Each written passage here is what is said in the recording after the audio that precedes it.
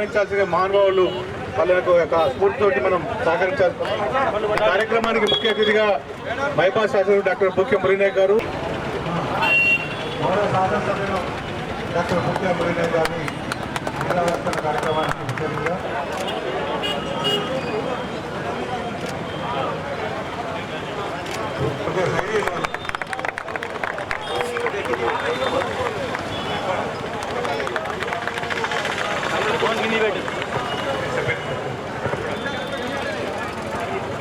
జవహర్ స్వామి వివేకానంద గారికి స్వామి వివేకానంద ఆశయాలను స్వామి వివేకానంద ఆశయాలను స్వామి వివేకానంద గారి ఆశయాలని జవహర్లాల్ కొమరం భీమ్ గారికి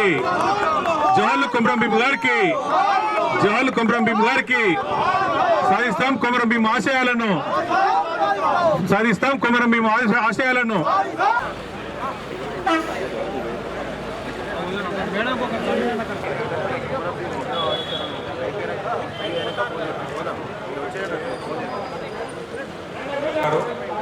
ముదిగొండ విశ్వనాథ్ గారు,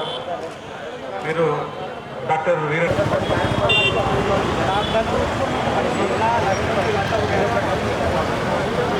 అదేవిధంగా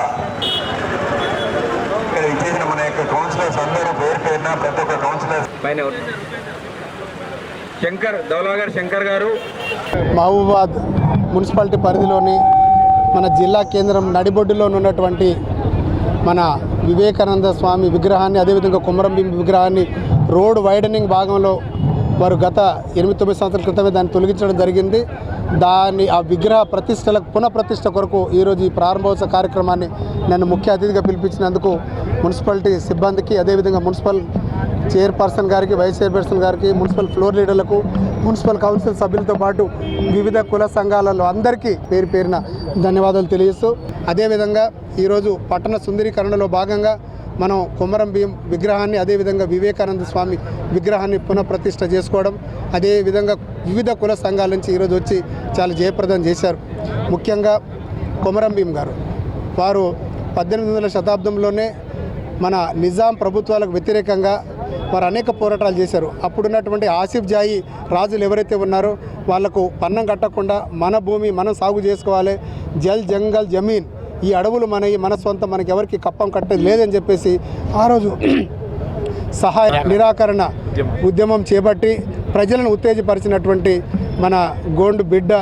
ఆదివాసీ బిడ్డ కొమరం భీమ్ గారికి ఈరోజు వారికి ఘన నివాళులు అర్పిస్తూ, అదేవిధంగా వివేకానంద స్వామి గారు కూడా